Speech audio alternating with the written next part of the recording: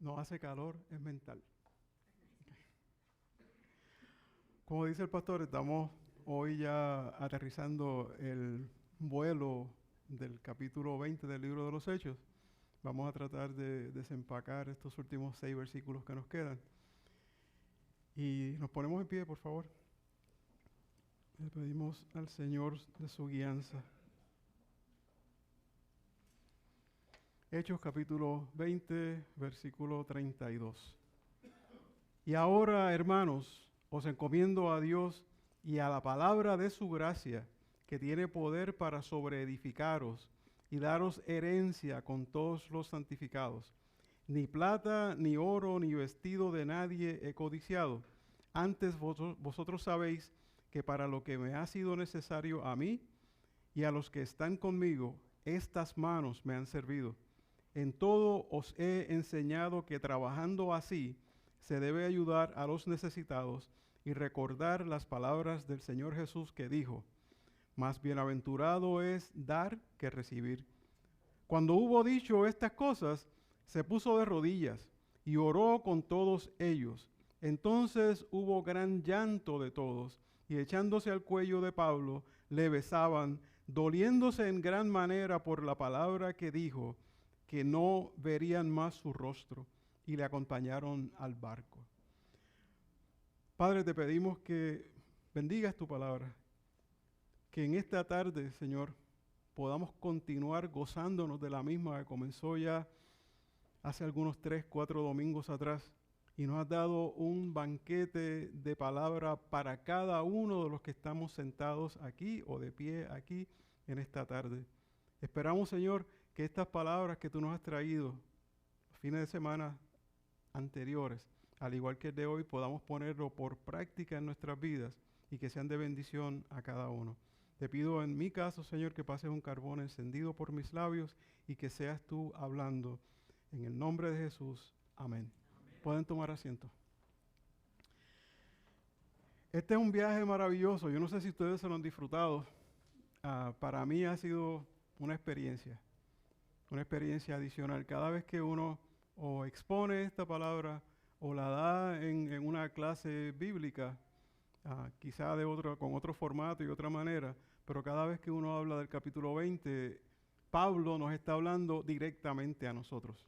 Aquí no hay vuelta atrás, aquí no es que quiso decirle a fulano y se lo dijo a sutano, o que la historia lo cambia, no, aquí nos está hablando a cada uno de nosotros. Por eso los quise hacer obispos honorarios el primer domingo que comencé la prédica. Fíjese que este primer versículo dice: y ahora, hermanos, os encomiendo a Dios y a la palabra de su gracia, que tiene poder para sobreedificaros y daros herencia con todos los santificados. Pablo ya está de despedida. Ya me voy. Ya el grueso del mensaje, si usted lo mira la semana pasada, estaba ahí. Estaban los portantos. Esos 3 portantos que recogen todo lo que había dicho anteriormente. Son la conclusión de lo que él venía diciéndole. Esa es la expectativa que él crea, que él crea en ese momento y que él tenía. Esto es lo que yo me voy, pero yo les dejo esta asignación. Ahora él se va, definitivamente los deja, pero podían contar con la presencia personal, no podían contar con la presencia personal de él ni con la guianza pastoral. Pablo puede irse. Con todo el respeto, Pastor Winston puede irse. Cualquiera de nosotros puede irse, pero el Espíritu Santo queda con cada uno de nosotros. Usted se va de este lugar y la presencia del Señor lo acompaña. Aquí se apagan las luces, se apaga el aire, se cierra el edificio, pero Dios va a estar con cada uno de nosotros, donde quiera que nosotros vayamos. Esa es la primera expectativa que Pablo le está dejando. Le dice: mira, Dios va a estar contigo. Y también va a estar la palabra de Dios que ellos habían recibido. Hay un detalle interesante y no quiero pasarlo por alto. No quiero hacer de esto una prédica teológica cargada, pero experimenté en una ocasión que alguien estaba aprendiendo a hacer un exégesis al lado mío y quiso ir tan profundo a todas las cosas que cuando se le dice a la palabra de gracia, en vez de decir la palabra de gracia, él se quedó en la palabra. Y a lo que le está refiriendo Pablo no es al verbo. ¿Saben a lo que me refiero con el verbo, verdad? No es al verbo, sino a la palabra de gracia del Señor, que Él la usa también en el mismo libro de los Hechos, en el capítulo 14, en el versículo 3. Mire un momentito, vaya conmigo a Hechos 14, 3, y usted verá que Pablo repite la misma palabra, la misma frase. Dice, por tanto se detuvieron allí mucho tiempo hablando con denuedo, confiados en el Señor, el cual daba testimonio a la palabra de su gracia, concediendo que hiciesen por las manos de ellos señales y prodigios. O sea, es la palabra refiriéndose al evangelio, no a la persona del Señor. Esta persona que estaba al lado mío, y quiero hacer este paréntesis, porque vale la pena. O sea, si usted se mete a hacer un exégesis y usted dice, ok, me quedé en la palabra, voy a empezar por el verbo y voy a ir a Juan, capítulo 1, versículo 1. Dice que en el principio era el verbo y el verbo estaba con Dios y el verbo era Dios. El verbo. Y por él todas las cosas fueron hechas. Y sin él nada hubiese sido hecho. ¿Verdad? Los primeros 3 versículos.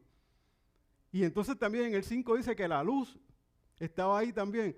Si usted va a los primeros versículos de la Biblia, Génesis capítulo 1, versículo 1, ahí está la definición completa. En los primeros 3 versículos está la definición. Dice, en el principio creó Dios los cielos y la tierra. Los creó Dios. Si usted va a los pergaminos originales, le va a decir Elohim. Y Elohim es plural. Quiere decir que ahí están los 3. Pero para comprobar, dice, y la tierra estaba desordenada y vacía, y las tinieblas estaban sobre la faz del abismo, y el Espíritu de Dios, tercera persona, pero la segunda que se nombra, de la Trinidad. Y el Espíritu de Dios se movía sobre la faz de la tierra, versículo 3, y dijo Dios. Cuando dice y dijo Dios, ¿qué está diciendo? El verbo. Ese verbo que menciona Juan, por eso yo siempre les he dicho que debemos mirar el Antiguo Testamento a la luz del Nuevo Testamento. El Nuevo Testamento lo voy a explicar más claro todavía. Y si usted va al Nuevo Testamento y usted, vamos a donde estábamos anteriormente, al prólogo de Juan, Juan capítulo 1, versículo 1, y le va a decir, en el principio era el verbo, y el verbo era con Dios, y el verbo era Dios. Este era en el principio con Dios, todas las cosas por Él fueron hechas, y sin Él nada de lo que ha sido hecho fue hecho. En Él estaba la vida, por eso dice, hágase tal cosa, hágase lo otro. Pero nosotros no podemos interpretar esto que yo le estoy diciendo ahora, porque lo que Pablo nos está diciendo es a esa palabra de gracia. Pablo se está refiriendo, nombre y apellido, palabra de gracia, se está refiriendo al evangelio que tiene poder. De hecho, la definición de Pablo cuando le escribe a los Romanos, Romanos capítulo 1, versículo 16, dice, porque no me avergüenzo del evangelio, porque es poder de Dios para salvación para todo aquel que cree, al judío primeramente, después al griego. O sea, ese poder, ese es el poder de gracia que le está diciendo Pablo con quien los deja. Te dejo con Dios y te dejo con la gracia salvadora de su palabra. Que en esta ocasión esa gracia salvadora usted lo va a ver de 2 maneras. Dice, para sobreedificaros. Y cuando yo hice el exégesis de eso hace tiempo, y se los confieso, me di una trancada en esa palabra. Porque creí que Pablo quería decir otra cosa. Pero no, el sobreedificado quiere decir edificar sobre, arriba. Epi, arriba. Epoikodomeo es la palabra en griego. Epoikodomeo. Sobre edificar. Ya yo te di suficientes herramientas. Ya yo te dejo con la palabra, o sea, dirigido a la palabra de gracia que discutimos aquí por 3 años. Ahora te dejo a Dios, te encargo la figura de Dios y encima de eso te doy la palabra para que no te despegues de ella. Porque esa palabra que ustedes están recibiendo, que nosotros estamos recibiendo, es la que nos sobreedifica, es la que nos da la fuerza, es la que nos da la guianza. Por eso es tan importante que nosotros leamos las Escrituras todos los días, que busquemos guianza todos los días. Cuando usted deja de leer la palabra, cuando no entiende lo que está, usted se expone a esos falsos que hablamos la semana pasada. Le da el comezón de oír y cualquier cosa usted la puede interpretar o malinterpretar, que es peor todavía. Y entonces va a querer escuchar aquello que usted quiere escuchar. No lo que la palabra dice, sino lo que usted quiere escuchar. Entonces Pablo le está diciendo, mira, para dos cosas es buena esta palabra. Para sobreedificaros, es decir, asegurar su crecimiento espiritual desde ahora. Camilo sin saber que es lo que yo le iba a traer, pero el Espíritu Santo sí, en su oración inicial dice que nosotros debemos buscar edificarnos. ¿Verdad que usted dijo eso? Edificarnos en la Escritura, en la palabra. Y la semana pasada yo le decía que no todo debe salir de aquí del púlpito, que es responsabilidad de cada uno de nosotros el buscar más de la Escritura, el buscar más de Dios, el acercarnos más. Y eso es lo que le está diciendo Pablo. Esta palabra es buena para sobreedificaros y para asegurar su crecimiento espiritual. Vaya conmigo a 1 Corintios, que no estaba en el panorama, pero vaya a 1 Corintios capítulo 1. 1 Corintios capítulo 2, perdón.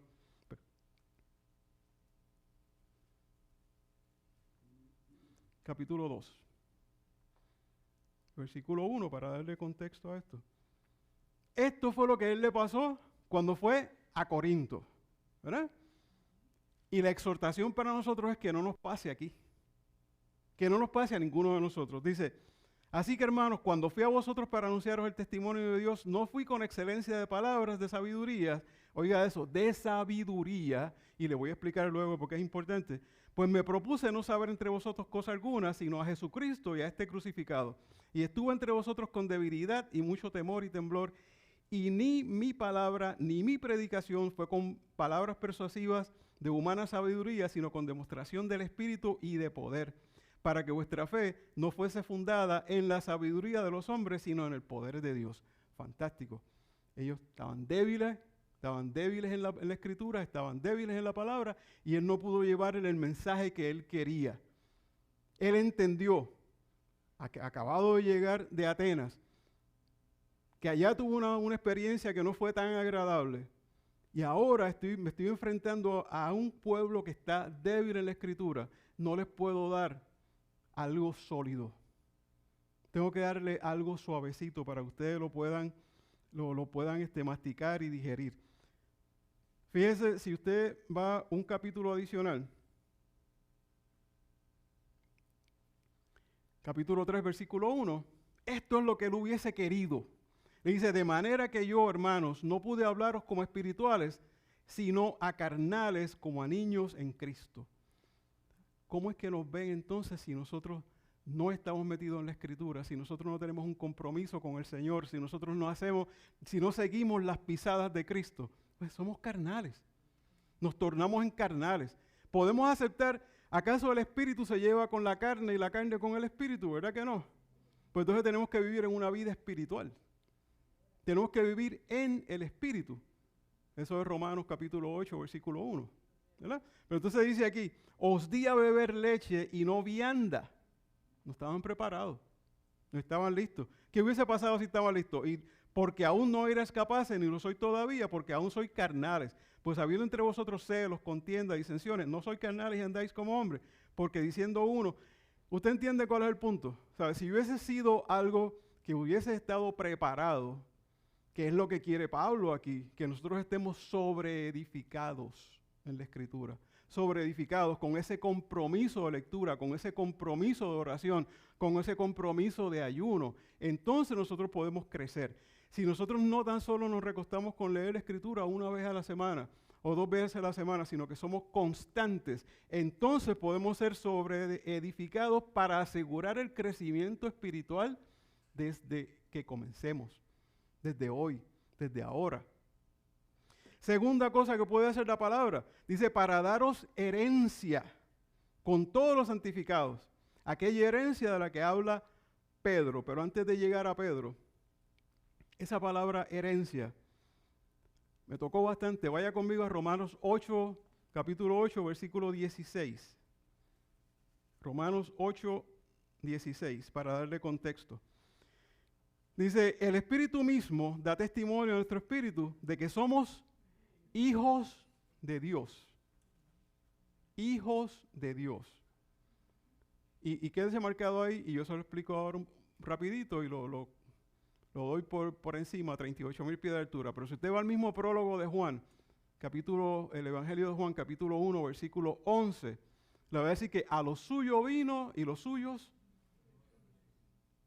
Y entonces el próximo versículo dice, pero a los que lo aceptaron, a los que aceptaron su nombre, a esos se pueden llamar hijos de Dios. Pues entonces nosotros somos hijos, ¿verdad? Dice, el Espíritu mismo da testimonio a nuestro espíritu de que somos hijos de Dios. Y si hijos, también herederos. Herederos de Dios y coherederos con Cristo, si es que padecemos juntamente con Él, para que juntamente con Él seamos glorificados. Vaya conmigo ahora a Efesios capítulo 1, versículos 11 al 14.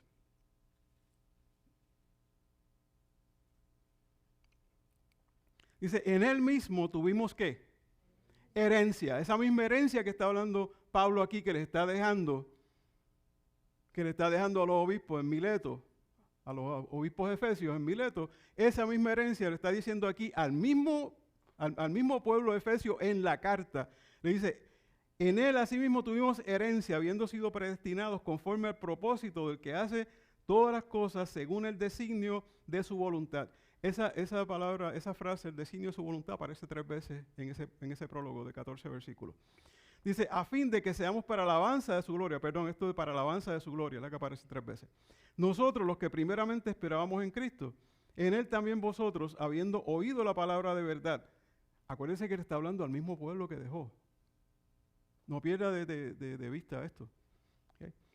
Habiendo oído la palabra de verdad, el evangelio de vuestra salvación. ¿De qué estábamos hablando aquí? Que se estaba refiriendo a qué? Al evangelio. A esa es la palabra de gracia, al evangelio. Dice, el evangelio de vuestra salvación, y habiendo creído en él, fuisteis sellados con el Espíritu Santo de la promesa, que es las arras. Las arras quiere decir la garantía. Dinero que usted pone de pronto, la garantía. Las arras de nuestra herencia hasta la redención de la posesión adquirida para alabanza de su gloria. O sea, el evangelio en este caso tiene poder, él lo está señalando para 2 cosas, para sobreedificaros, para asegurar el crecimiento espiritual, y ahora para darte la herencia con todos los santificados, aquella que Pablo habla, primera carta de Pablo, vaya conmigo, primera carta de Pedro, primera de Pedro, capítulo 1, versículos 4 y 5.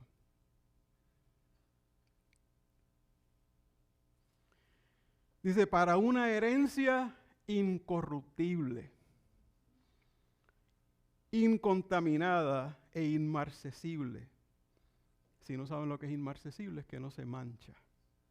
Reservada en los cielos para vosotros, que sois guardados por el poder de Dios mediante la fe para alcanzar salvación, que está preparada para ser manifestada en el tiempo postrero.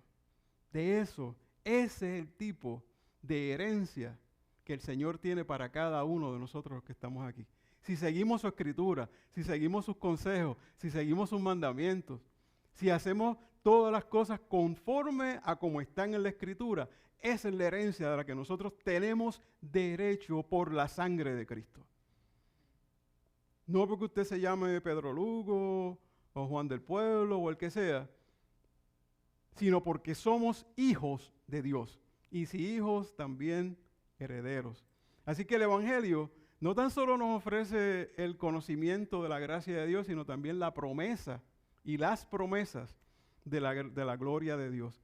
Ahora, hay un pequeño asterisco. Eso está reservado únicamente para aquellos que son separados, santificados, que fueron justificados, llamados, justificados y eventualmente santificados. Para eso, y aquellos que entraron en el reino y nacieron de nuevo, entonces sí, para eso están esas promesas. Ahora, estas enseñanzas que Pablo les está dejando, que a tanto trabajo le costaron, que como dije un día, segunda carta de Pablo a los Corintios, capítulo 11 al 23, que como el pastor dijo, es el resumen de Pablo, tanto sudor, sangre, pesar le costó. Esas enseñanzas antes se llevaban de boca en boca. Yo dije la semana pasada que decía en un documento que se encontró hace muchos años, dicen el documento QUEL o el documento Q, que era el Evangelio hablado. Hoy día nosotros lo podemos disfrutar, lo tenemos plasmados. Oiga, ¿qué ventaja tenemos, hermano? ¿Qué ventaja y qué responsabilidad tenemos? Porque mientras más herramientas usted tiene, más se le va a pedir. Mientras más usted sabe del Evangelio, más se le va a pedir. Aquella gente únicamente dependían de que el pastor Winston le dijera, mira, esto pasó así, y ellos tomaban nota, o se lo grababan, o como fuera, pero ahora nosotros tenemos, mira, celulares, computadoras, el programa Logos para chequear aquí las palabras en griego, chequear aquí. Yo no tengo que hablar griego, lo que tengo que saber es que se llama epicodomeo. ¿De dónde lo aprendí? Computadora, programa. Algo me intriga. Aquí voy, chequeo, ya. Pero eso nos lo dejaron palabra de Dios, palabra de gracia para el crecimiento espiritual de cada uno de nosotros. La pregunta de los 54,000 centavitos es, ¿qué hacemos nosotros con el conocimiento? ¿Lo buscamos tan siquiera? ¿O esperamos que nos lo den por cucharadita de domingo en domingo? Pero nace de uno el hacer un estudio bíblico en casa. Nace de uno decir, mira, voy a leer 7 días de la semana, voy a leer un capítulo del libro tal, de la carta tal. Es más, hay cartas que tienen 4 capítulos. Hay cartas que tienen 1. ¿Qué hacemos? Tenemos las corrientes de la tierra, del mundo nos llevan, y es más importante el programa de televisión, o el juego de soccer, o el juego de béisbol, o tengo un compromiso para llevar al nieto, al tío, al primo, al yo no sé qué, pero yo no tengo tiempo para mi vida espiritual. O sea, esto es lo que Pablo le está diciendo a ese pueblo, mira, lo que te estoy encomendando a Dios, qué mejor cosa, y a la palabra de su gracia, al Evangelio.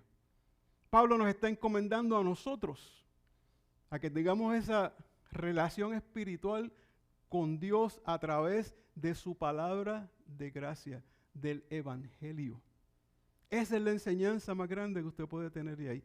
Y esa palabra que antes era transmitida de persona en persona, hoy la tenemos plasmada en blanco y negro. Así que es un poquito de teología ahí, no quise hacerlo tan denso, pero él se ríe, pero es verdad. No quise hacerlo tan denso, se pudo haber hecho un poquito más complicado. Pero sabe, cuando habla de la palabra de gracia, está hablando de la palabra y no del verbo. Y si va del verbo, pues usted sabe ya de dónde salió. Dice el versículo 35, versículo 33 al 35. Yo imagino, cuando leo estas escrituras, es como yo le estaba invitando a ustedes a que hicieran, a que usted se imagine que usted está sentado ahí. Usted está sentado escuchando todas estas cosas.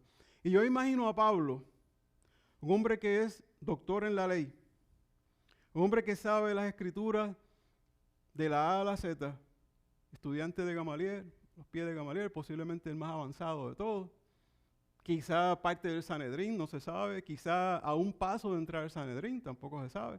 Tenía cartas, tenía privilegios para ir tras los cristianos, para matarlos.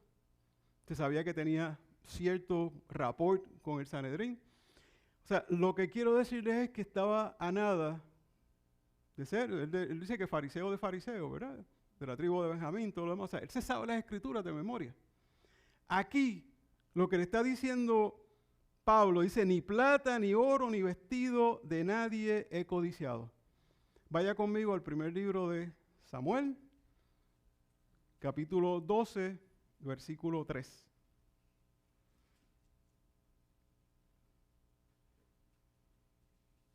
Esto es cuando Samuel le nombra rey al pueblo.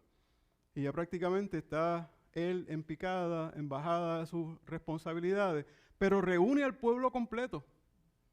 Reúne al pueblo, y es lo que Pablo está haciendo aquí. Y está usando a los obispos de Éfeso como sus testigos, que fue lo que hizo entonces Samuel allá con el pueblo. Y le dice, aquí estoy, atestiguar contra mí delante de Jehová y delante de su ungido, si he tomado el buey de alguno, si he tomado el asno de alguno, si he calumniado a alguien, si he agravado a alguno, o si de alguien he tomado cohecho para cegar mis ojos con él. Y yo lo restituiré. Entonces dijeron, nunca nos has calumniado, ni has agraviado, ni has tomado algo de mano de ningún hombre. Y él les dijo, Jehová es testigo contra vosotros, y su ungido también es testigo en este día, que no habéis hallado cosa alguna en mi mano. Y ellos respondieron, así es. Pablo está haciendo lo mismo aquí. Antiguo Testamento, Nuevo Testamento. Conozco las Escrituras y las estoy siguiendo al pie de la letra. Samuel hizo esto, se va a despegar de su posición y quiere asegurarse delante de Dios de que yo no he tocado nada, yo no he codiciado nada, yo no he hecho nada malo. De aquí hay alguien que tenga algo en contra mí, es lo que está diciendo. Nada. Fantástico. Dios es testigo ahora de que ustedes están de acuerdo conmigo, de que yo he vivido una vida pía, santa, delante de todos ustedes. Eso es antes de irme. Y eso, contrario a todo esto, Pablo nunca se dio el derecho de tomar dinero de nadie. O sea, él tomó ofrendas, sí, le dieron ofrendas, pero un salario no tenía. Porque mira lo que él dice, él ganó su propio sustento y el de sus colegas con el trabajo. Si nosotros estamos sentados allí, como yo les pedí que usted se imaginara que está sentado ahí mirándolo, cuando él dice estas manos, usted tiene que estar viendo unas manos ásperas, fuertes, de un hombre trabajador.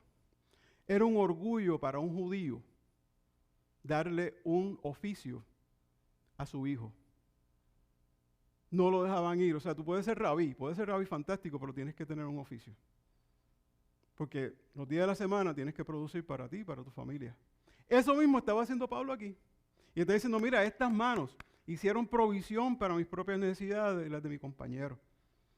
Por eso le está diciendo a ellos, de la misma manera que yo trabajé, trabajen ustedes también. Gánense el sustento para ustedes y para los débiles, para los enfermos, para aquellos con necesidades. Por eso, cuando Pablo escribe las cartas a los de Tesalónica, a los tesalonicenses, en la primera carta él fue muy enfático, que es el primero que habla un poco del fin de los tiempos. Y entonces están ya en la espera del rapto de la iglesia, están en la espera de que Cristo venga a buscar a su iglesia, y mucha gente dejó de trabajar. Y en la segunda carta, capítulo 3, versículo 10, le dice que el que no trabaje, que no coma.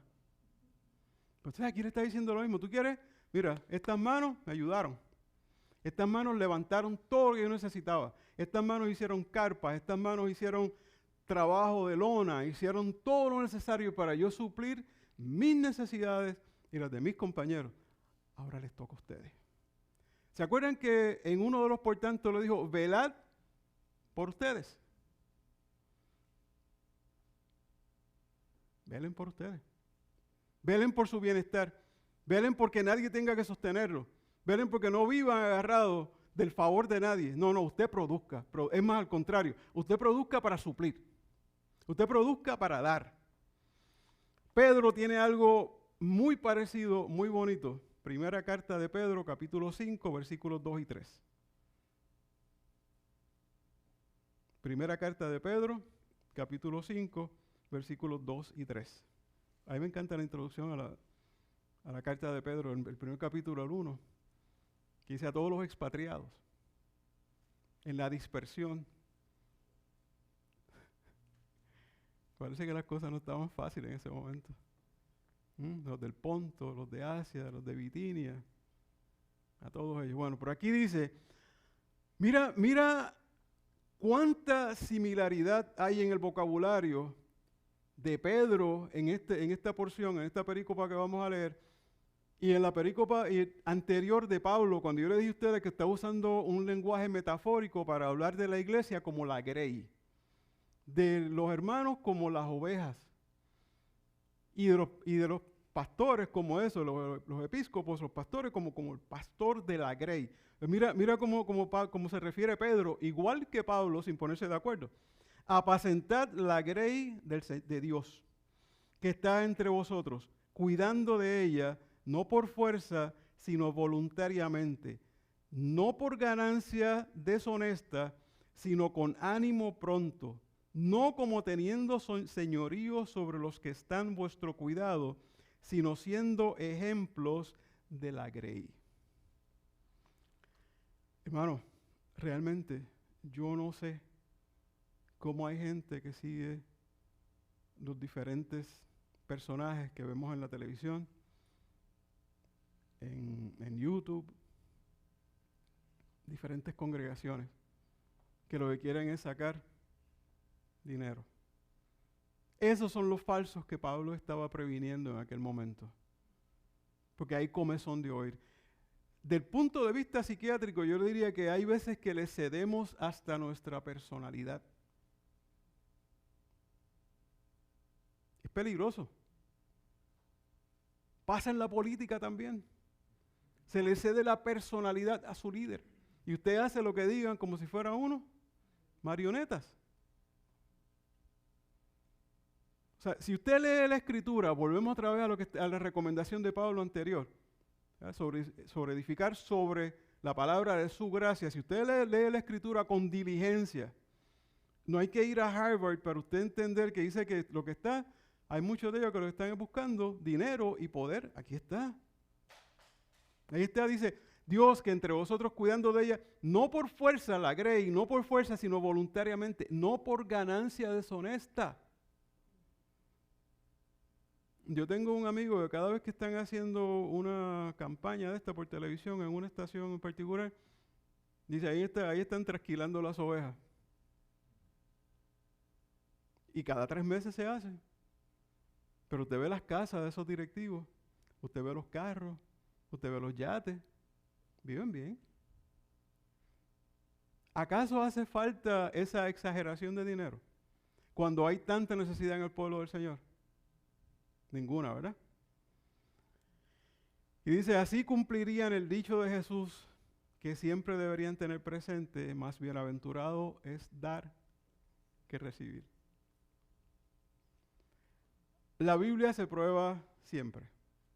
Se prueba y se comprueba. Ese versículo, por alguna razón, no se ha podido comprobar como tal. Pero yo no quiero decir que Jesús no lo dijo. Porque en el mismo capítulo 21 del Evangelio de Juan, dice que si hubiese copiado todo lo que él dijo y si se hubiese tomado nota de todos los milagros y todo lo demás, no habrían libros suficientes que pudieran sostener todo eso. O sea, que hay muchas cosas que Jesús hizo o que dijo que no las tenemos. Y posiblemente esa haya sido una de ellas. Ahora, hay diferentes versículos bíblicos que uno los puede más o menos jugar con ellos, ¿verdad? Con la configuración de la oración. Por ejemplo, mire, en Juan 13:34 y en Mateo 10, versículo 8, la parte E dice, de gracia recibiste, dad de gracia. Básicamente el mismo significado. Y usted puede buscar otros, Lucas 6:38, Lucas 11 del 9 al 13. Puede buscar diferentes versículos para uno sustentar eso que se está diciendo. Vamos entonces a los últimos 2 versículos. Versículo 36 y versículo 38. Dice, cuando hubo dicho estas cosas, se puso de rodillas y oró con todos ellos. Entonces hubo gran llanto de todos, y echándose al cuello de Pablo le besaban, doliéndose en gran manera por la palabra que dijo, que no verían más su rostro, y le acompañaron al barco. Dice el versículo 36, cuando hubo dicho estas cosas, se puso de rodillas y oró con todos ellos. Si usted va al capítulo 13, cuando comienza todo, ¿qué fue lo primero que se hizo? Ponerse de rodillas y orar. Ya este episodio evangelístico, no me gusta decirle el misionero, pero evangelístico está por terminar. Estamos closing the loop. Estamos cerrando ese círculo. ¿Y qué es lo que hacemos otra vez? Arrodillarme y orar. ¿Qué lección nos da eso a nosotros? Es que antes de cualquier cosa nosotros debemos orar. Y usualmente dejamos orar para lo último. Para cuando el agua está al cuello, entonces oramos. Si acaso, si tengo tiempo. Si no, llamo al pastor y le digo, pastor, ¿quiere echarse una oracioncita ahí por mí? Él se ríe porque sabe que es verdad. Porque nos pasa a todos. Porque piensan que uno está más cerca de Dios. Yo les dije un día que Dios tiene hijos, no tiene nietos. Todos los que estamos aquí sentados somos hijos, seleccionados desde antes de la fundación de la tierra, del mundo. Así que nosotros tenemos esa cercanía, ¿verdad? Nos podemos acercar al trono de la gracia para encontrar su socorro, ¿no? Pero Pablo nos lo está, fíjese que esto es una vida de muestra. Esto es una vida donde Él nos está diciendo qué hacer, cómo hacerlo. No tan solo nos lo está diciendo, sino que también nos lo está modelando. Antes de cualquier cosa, ora. Terminaste cualquier cosa, ora. Da gracias. Eso fue lo que hicieron. Y nos muestra también algo de su personalidad y del grupo. El tema de estas 4 semanas ha sido la labor pastoral, el ánimo pastoral de Pablo. Si usted busca los primeros versículos, la primera enseñanza, los primeros 6 versículos, Pablo regresa a Macedonia, regresa a Acaya, regresa nuevamente a Macedonia antes de pasar por Corinto. O sea, regresa dando instrucciones, regresa calentando al pueblo, regresa dando el mejor coaching que puede estar dando. Antes de yo irme, yo tengo que asegurarme que todos ustedes tienen las herramientas de trabajo. Eso es como si el pastor fuera a un viaje a, qué sé yo, a Santo Domingo y dice, mira, yo necesito reunirnos de momento porque necesito darle las últimas instrucciones. Yo regreso, en el caso de Pablo no iba a regresar, pero yo regreso, pero antes de yo irme, yo quiero dejar las cosas establecidas. Tú vas a hacer esto, tú vas a hacer aquello, tú vas a hacer lo otro. Eso es lo que está diciendo Pablo. Fue a Corinto, escribió la carta a los romanos, le dijo, vamos a pasar por allá. O sea, háganse la idea mental de que él era un hombre cálido. Él era un pastor cálido. La gente lo seguía. Le gustaba estar con él, pasar un tiempo con él. Y esto nos muestra ese amor fraternal, pastoral de Pablo que nosotros debemos desarrollar para con la Grey y aún en nuestras vidas personales, en nuestra casa, con la responsabilidad que tiene cada uno en su casa, hijos, nietos, lo que sea. Ese es el modelo. Y ellos estaban bien tristes porque lo más importante para ellos es que no iban a contar más con él como pastor y no le iban a ver más su rostro. Ya pensaron que de aquí a la eternidad, entonces nos vemos. Dada la fuerza de la advertencia de Pablo a estos líderes, es justo preguntarse cómo le fue a la comunidad cristiana en Éfeso. Voy a cerrar aquí, porque ya esta se acabó. Capítulo 20 acaba. Y acaba con oración, acaba con besos, acaba con abrazos, acaba con llanto, acaba emotivamente. Entonces uno se pregunta, ¿y qué pasó con esa comunidad de Éfeso? ¿Qué pasó con esa comunidad de Éfeso cuando Pablo la dejó con tanta intranquilidad y con tantas advertencias fuertes? Vaya conmigo a Apocalipsis, capítulo 2.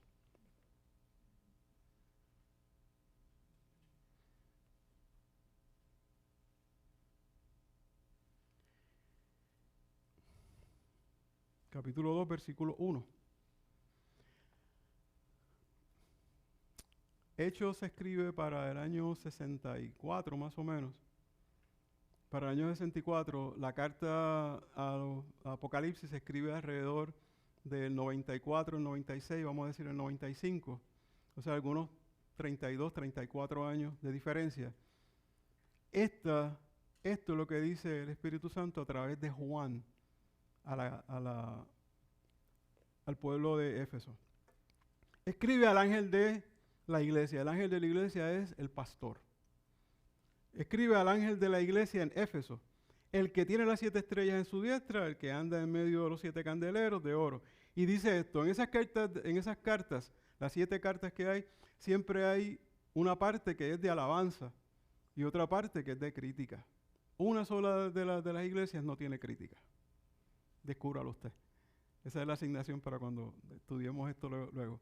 Pero Éfeso, fíjese que es la primera carta, es la misma primera, dice, yo conozco tus obras y tu arduo trabajo. El Señor le está reconociendo como bueno sus obras y su arduo trabajo y paciencia, y que no puedes soportar a los malos, y has probado a los que dicen ser apóstoles y no lo son, y los has hallado mentirosos, y has sufrido y has tenido paciencia, y has trabajado arduamente por amor de mi nombre. O sea, mire las cosas positivas que le está reconociendo todavía 32, 34 años después.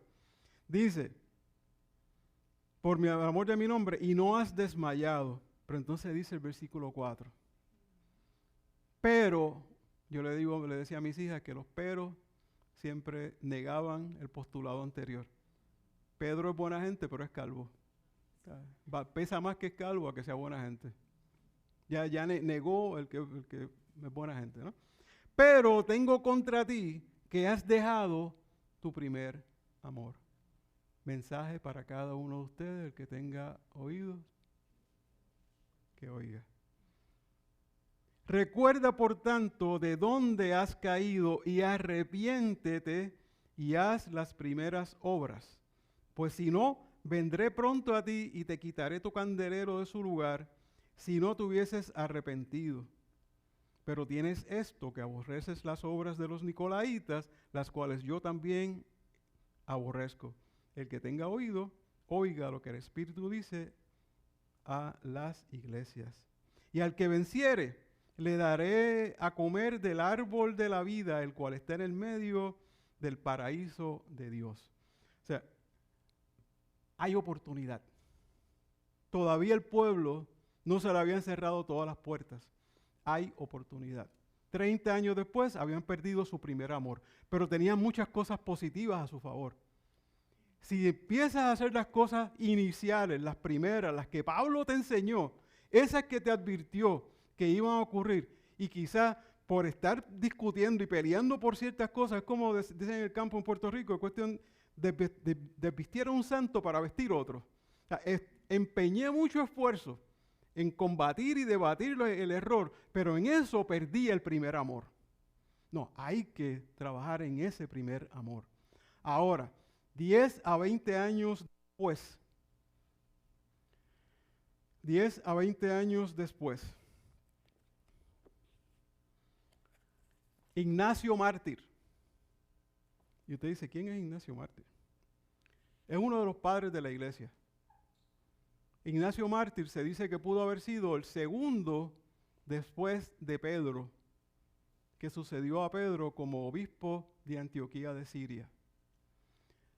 Le dice Ignacio Mártir, no era el apellido Mártir, es que lo martirizaron y lo llevaron desde Antioquía de Siria hasta Roma, para allá, junto con otros cientos de personas y cientos de cristianos, morir frente a los leones, frente a mucha gente, a las garras de los leones.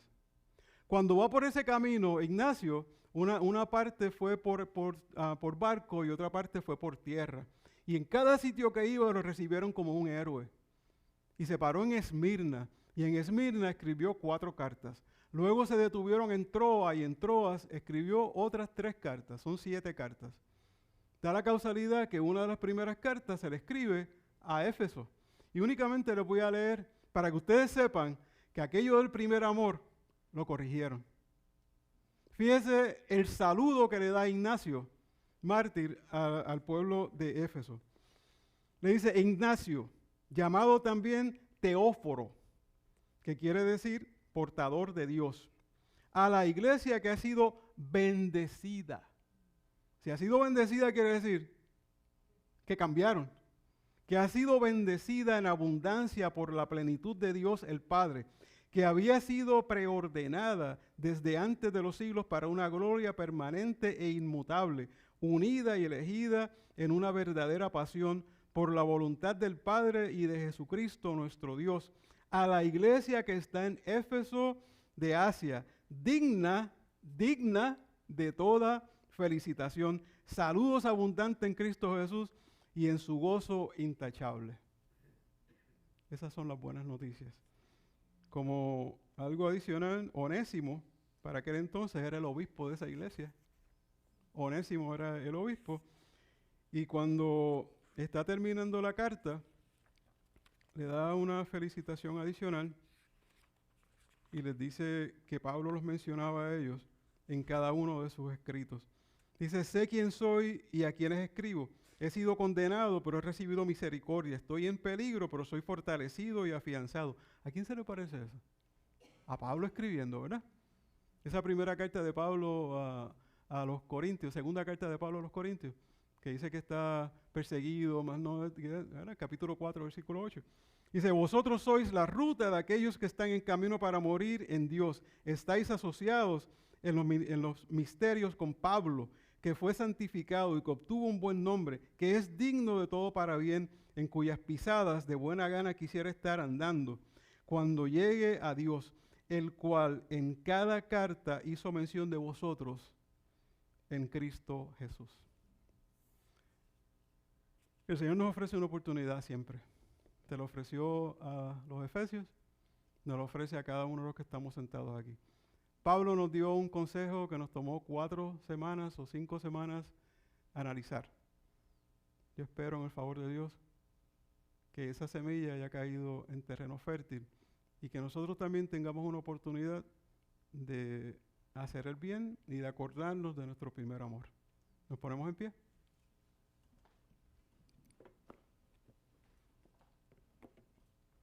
Padre, te damos las gracias por tu escritura, te damos las gracias por tu enseñanza, Señor. Como decía hace un momento, espero que todos podamos poner en práctica, y dije todos, incluyendo al predicador, que podamos poner en práctica lo que tú nos trajiste durante los pasados domingos. Tu palabra es preciosa, decía terminando uno de los mensajes. Nos redarguye, nos enseña, nos instruye, nos lleva por camino de bien. Señor, que esta semilla, repito lo que dije hace un momento, que haya caído en terreno fértil y que nosotros podamos hacer aquellas cosas que Pablo nos está enseñando, que el Espíritu Santo, sobre todo a través de Pablo, nos enseña para nosotros vivir una vida conforme al corazón tuyo. Te lo pedimos en el nombre de tu Hijo Jesús nuestro Señor. Amén.